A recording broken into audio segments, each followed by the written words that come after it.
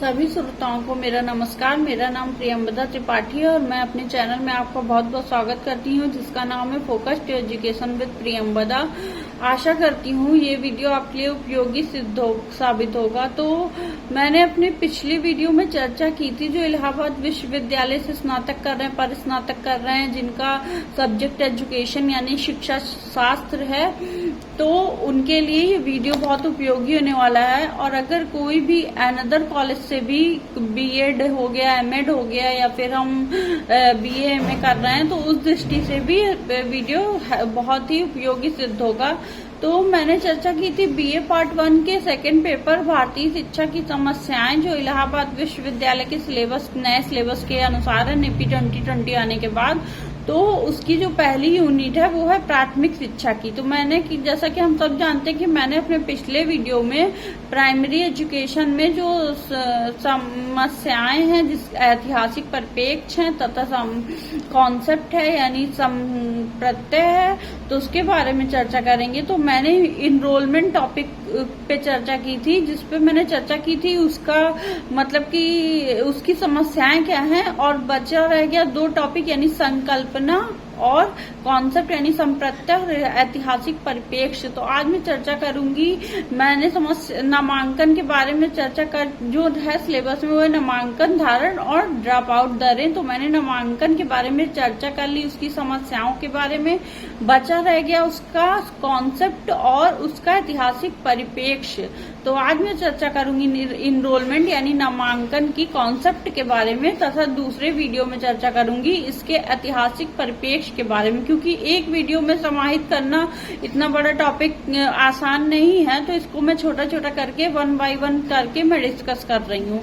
तो चलिए शुरू करते हैं। कॉन्सेप्ट यानी संकल्पना यानी नामांकन के का कॉन्सेप्ट क्या है, इसका अर्थ ये कहाँ से आया, तो चलिए जानते हैं। प्राथमिक शिक्षा में नामांकन से तात्पर्य उस औपचारिक प्रक्रिया से है जिसके तहत पात्र आयु के बच्चों अर्थात 6 से 11 वर्ष को पहली बार किसी विद्यालय में पंजीकृत करके शिक्षा प्रणाली का हिस्सा बनाया जाता है। तो यहाँ क्या बताया जा रहा है, प्राथमिक शिक्षा में जो है नामांकन से तात्पर्य है उस औपचारिक प्रक्रिया यानी जो औपचारिक प्रक्रिया है, फॉर्मल प्रक्रिया, जिसमें हम किसी इंस्टीट्यूट में, किसी विद्यालय में जब हम जाते हैं एडमिशन लेने, तो जिसके तहत पात्र आयु के बच्चों अर्थात जो पात्र हैं इसके 6 से 11 वर्ष के बच्चों को पहली बार किसी विद्यालय में हम रजिस्टर करके पंजीकृत करके शिक्षा प्रणाली का हिस्सा बनाया जाता है।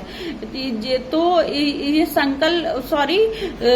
संप्रत्यय का यही कॉन्सेप्ट है। इसको आगे और समझते हैं हम। नामांकन के प्रमुख प्रकार कौन कौन से हैं। शैक्षिक संस्थानों में नामांकन की स्थिति को मापने के लिए 2 मुख्य अनुपातों का उपयोग किया जाता है। शैक्षिक संस्थानों में नामांकन की स्थिति मापने के लिए किनका प्रयोग किया जाता है, 2 मुख्य अनुपातों यानी रेशियोस का उपयोग किया जाता है। पहला है सकल नामांकन अनुपात, जिसको इंग्लिश में बोलते हैं ग्रॉस एनरोलमेंट रेशियो। उसके बाद है हमारा शुद्ध नामांकन दर। तो पहले हम सकल नामांकन अनुपात को पढ़ लेते हैं, समझ लेते हैं।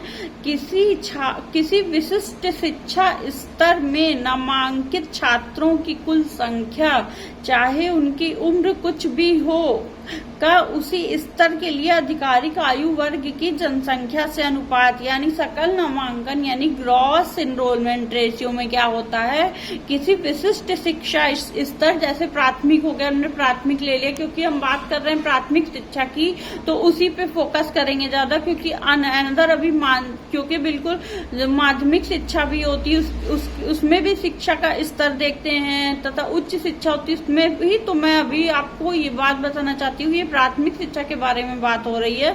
तो इसीलिए जब किसी विशिष्ट शिक्षा स्तर जैसे प्राथमिक शिक्षा में नामांकित छात्रों की कुल संख्या, चाहे उनकी उम्र कुछ भी हो, का उसी स्तर के लिए आधिकारिक आयु वर्ग की जनसंख्या से अनुपात किया जाता है।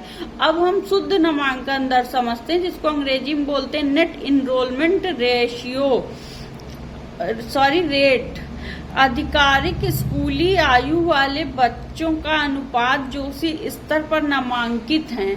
क्या बताया जा रहा है? आधिकारिक आयु वाले स्कूली यानी अधिकार से जो कानून बना है, जो अधिकार है, जिस प्रकार से प्राथमिक शिक्षा में है अधिकार 6 से 11 वर्ष के बच्चों को किसी विद्यालय में पंजीकृत करके शिक्षा प्रणाली का हिस्सा बनाया जाता है, उसी प्रकार से ये भी है कि स्कूली जो आधिकारिक स्कूली आयु है, जो आयु उनकी आधिकारिक है वो स्कूली आयु पूरी कर चुके हैं, मतलब कि इसके लिए वो हैं, मतलब इसके लिए पूर्ण है, संपूर्ण रूप से उनके अंदर ये कैपेसिटी है, या इसको हम इसको कह सकते हैं कि बच्चों का जो अनुपात है, रेशियो है, और उनकी आयु है वो एलिजिबल है कि नहीं, मतलब कि एलिजिबल होगी उस आयु को उन्होंने पूर्ण किया है, इसके क्राइटेरिया पे वो फिट बैठ रहे हैं कि नहीं। फिर उसी आयु वाले बच्चों का अनुपात जो उसी स्तर पर नामांकित है, उसी अधिकारी आयु वाले बच्चों की कुल जनसंख्या। अब हम इसको थोड़ा सा समझ लेते हैं कि इसके मतलब प्राथमिक नामांकन का महत्व क्या है। तो हम इसको समझते हैं 3 पॉइंट्स में। पहला है बुनियादी कौशल, दूसरा है सतत विकास लक्ष्य, तीसरा है सामाजिक विकास। तो पहला हम समझते हैं बुनियादी कौशल। यह बच्चों को पढ़ना लिखना और बुनियादी गणित सीखने का पहला अवसर प्रदान करता है। फिर दूसरा है सतत विकास लक्ष्य SDG। इसका उद्देश्य सभी के लिए समावेशी और समान गुणवत्ता वाली शिक्षा सुनिश्चित करनी है, चाहे वो किसी भी धर्म का हो, किसी भी जाति का हो, वो बालक कोई भी मतलब किसी भी भारत के किसी भी हिस्से में वो रहता हो, किसी भी स्टेट में रहता हो। तो एक सतत विकास लक्ष्य यानी जो सतत चल रहा है, कंटिन्यूसली चल रहा है, बराबर डेवलपमेंट लक्ष्य जो है, यानी कंटिन्यूसली डेवलपमेंट एम। इसका उद्देश्य सभी के लिए समावेशी और समान गुणवत्ता वाली। ऐसा नहीं कि हम किसी के साथ विभेद कर रहे हैं, भेदभाव कर रहे हैं, हम इस बच्चे को ज्यादा महत्व दे रहे हैं, तो ये नहीं होना चाहिए। इस शिक्षा को सुनिश्चित करना है इसका उद्देश्य। फिर है तीसरा सामाजिक विकास। यह बाल श्रम जैसी कुरीतियों को रोकता है, सामाजिक समानता को बढ़ावा देता है। सामाजिक विकास क्या करता है? जो बाल श्रम जैसी कुरीतियां हैं, जो बच्चों को सामाजिक रूप से, मतलब जब हम साइकोलॉजी आगे पढ़ेंगे तो हम समझेंगे कि सामाजिक दक्षता क्या होती है, यानी जिसको सोशल कॉम्पिटेंस बोलते हैं। तो ये उससे मिलता जुलता है थोड़ा, मतलब उसका इफेक्ट इसमें है, इससे उसका संबंध है कि जैसी कुरीतियां हैं जो बाल श्रम करवाती हैं, सामाजिक समानता को बढ़ावा देता है इस प्रकार सामाजिक विकास सामाजिक समानता को बढ़ावा देता है। जब हर बच्चा पढ़ेगा, विकसित होगा, एक कुशल मानव संसाधन बन के अपने देश की प्रगति में योगदान देगा, तो वह कुशल है, सामाजिक रूप से वो समान है, वह कुशल है। फिर भारत में नामांकन की स्थिति, इसको हम समझ लेते हैं। भारत में शिक्षा को मौलिक अधिकार अनुच्छेद 21A का दर्जा प्राप्त है। भारत में शिक्षा को क्या है? मौलिक अधिकार। किस अनुच्छेद के तहत, किस आर्टिकल के तहत? 21A का दर्जा प्राप्त है कि 21A जो अनुच्छेद है हमारा, उसमें भारत में शिक्षा का मौलिक अधिकार सम्मिलित है। सरकार की पहल जैसे सर्व शिक्षा अभियान, निपुण भारत और निःशुल्क एवं अनिवार्य बाल शिक्षा का अधिकार अधिनियम RTE ने नामांकन दर में भारी वृद्धि की है। तो इसमें ये बताया जा रहा है कि जो सरकार की पहल है इस दिशा में, जैसे सर्व शिक्षा अभियान, सभी लोग शिक्षित हो, निपुण भारत पूरी तरह से निपुण हो, योग्य हो, यहाँ के युवा कौशल पूर्ण हो, ताकि वो देश में या अन्य देशों में भी रह रहे हैं तो वहाँ पर भारत की जो है एक परचम लहरा रहे हैं, इस प्रकार से हम इसको समझेंगे। और निःशुल्क एवं अनिवार्य बाल शिक्षा, निःशुल्क एवं अनिवार्य बाल शिक्षा यानी 6 से 14 वर्ष तक के बच्चों के लिए जो है अधिकार नियम में नामांकन दर में भारी वृद्धि पाई गई है। नामांकन की स्थिति ये है। फिर वर्तमान में प्राथमिक स्तर पर भारत का सकल नामांकन अनुपात 100% से अधिक है, अर्थात सही आयु के अलावा अन्य आयु के बच्चे भी नामांकित हैं, जो प्राथमिक शिक्षा की व्यापक पहुंच को दर्शाता है। वर्तमान में प्राथमिक स्तर पर भारत का वर्तमान में जो प्राथमिक स्तर है उसमें भारत का स्तर क्या है?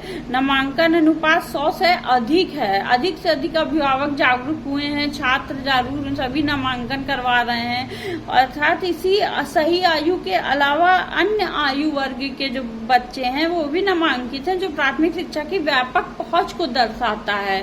फिर है नामांकन की प्रक्रिया। आवश्यक दस्तावेजों, नामांकन की प्रक्रिया कैसे होती है? आवश्यक दस्तावेजों जैसे जन्म प्रमाण पत्र, पते का प्रमाण यानी जन्म प्रमाण पत्र हो गया, यानी बर्थ सर्टिफिकेट हो गया, पते का प्रमाण हो गया, और योजनाओं की विस्तृत जानकारी अगर हमें प्राप्त होती है तो उसे प्राप्त करने के लिए हम शिक्षा मंत्रालय भारत सरकार की आधिकारिक वेबसाइट को देख सकते हैं। आशा करती हूँ मेरा आज का ये वीडियो आपको उपयोगी साबित होगा, आपको पसंद आएगा। अगर आपको ये मेरा वीडियो समझ में आता है, आपके लिए इम्पोर्टेंट है, तो आप मेरे चैनल को लाइक कीजिए, सब्सक्राइब कीजिए और बेल आइकन को प्रेस कर दीजिएगा, ताकि मेरे आने वाली जो लेक्चर सीरीज है उसका टॉपिक जो वीडियो बनेगा उसकी नोटिफिकेशन आप तक पहुंचती रहे। मैं अपने नेक्स्ट वीडियो में नेक्स्ट टॉपिक के बारे में बात करूंगी। तब तक के लिए आप सभी श्रोताओं को मेरा नमस्कार।